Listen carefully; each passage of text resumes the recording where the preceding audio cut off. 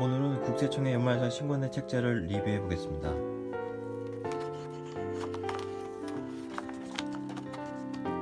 국세청 연말산 서비스에 관한 페이지입니다. 근로소득자의 과세표준 및 세액 계산 흐름도입니다. 연간 근로소득에서 비과세 소득을 차감한 금액이 총 급여액이 됩니다. 총 급여액에서 근로소득 공제가 자동으로 계산이 되며 근로소득 금액을 기준으로 인적공제, 연금보험료 공제, 특별소득공제, 그 밖의 소득공제를 차감하여 과세표준이 산출이 됩니다. 과세표준에 소득세법의 기존 세율을 곱하면 산출세액이 계산이 됩니다. 여기에서 세액 감면 및 세액 공제를 차감하면 결정세액이 계산이 됩니다.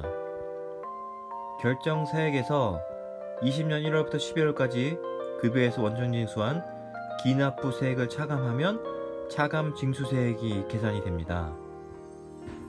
차감 징수세액이 마이너스일 경우에 연말정산 환급을 받을 수 있으며 차감 징수세액이 플러스일 경우에는 추가 납부를 하셔야 합니다. 좌측 페이지에서는 연말정산 소득공제 및 세액공제의 요건을 보여주고 있습니다. 편리한 연말정산은 국세청 홈택스 홈페이지에서 연말정산 미래보기 서비스와 연말정산 세액 자동계산, 맞벌이 부부 결정세액 비교, 공제신고서 자동 작성, 간편 온라인 제출 등의 서비스를 제공하고 있습니다. 우측 화면에서는 연말정산 신고 안내 책자의 목차입니다. 1페이지는 소득세액 공제 첨부 서류에 대해 설명하고 있습니다. 5페이지는 맞벌이 부부의 연말정산 절세 방법, 6페이지는 2020년 기속 연말정산 개전세법 요약, 24페이지는 연말정산 주요용어 설명, 28페이지는 연말정산 관련 업무 일정, 37페이지부터는 연말정산 중점 확인사항.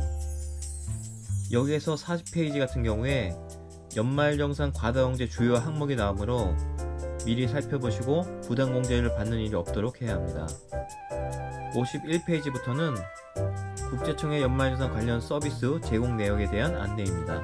좌측 목차에서는 근로소득에 대한 범위 등 근로소득에 대한 법 내용을 안내하고 있습니다. 두 번째 근로소득 원천징수 및 연말정산은 연말정산의 절차를 보여주고 있습니다. 세 번째 근로소득 공제, 인적공제, 연금보험료 공제. 인적공제는 기본공제 및 추가공제 등을 이야기하며 연금보험료 공제는 국민연금보험료 공제를 의미합니다. 네 번째 특별소득공제에는 보험료 공제, 여기에서 보험료 공제는 건강보험료, 고용보험료, 노인장기요양보험료를 의미합니다. 우측의 목차는 다섯 번째 그 밖의 소득공제의 내용입니다. 이 중에서 5번 신용카드 등 사용금액 소득공제는 2020년 사용월에 따라서 공제율이 달라지므로 개정된 내용을 꼭 확인하셔야 합니다. 여섯 번째는 세액 감면 및 농어촌 특별세입니다. 이 중에서 근로소득 세액공제는 모든 근로자에게 적용되는 세액공제이며 자녀세액공제, 연금계좌 세액공제, 특별세액공제 쪽을 자세히 보시기 바랍니다. 7번 특별세액공제의 보험료는 보장성 보험료 등의 보험료를 의미하며 좌측의 목차는 제3부 연말정산 종합 사례 및 서식 작성 방법 안내입니다.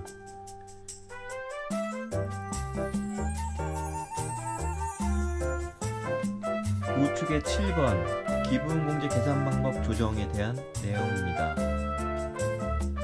기부금의 경우 과거에 한도 초과로 이월된 기부금을 먼저 공제해주고 그 다음에 당해 과세기간에 발생한 기부금을 공제해주는 것으로 순서가 개정이 되었습니다.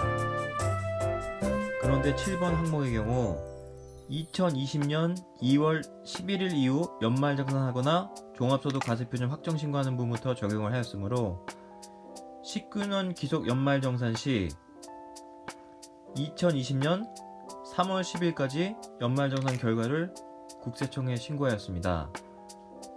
따라서 19년 기속 연말정산 시에 기부금 공제 방식을 이미 개정된 항목을 반영하여 계산을 했을 것이라고 생각이 됩니다.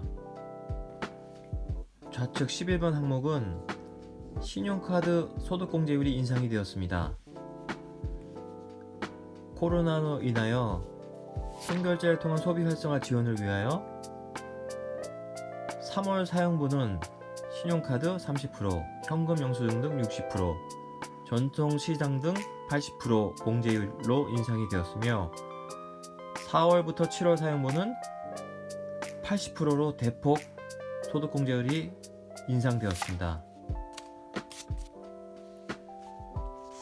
13번에서는 신용카드 등 소득공제 한도가 한시적으로 상향되었습니다. 2020년 연말정산 신고 안내 리뷰였습니다.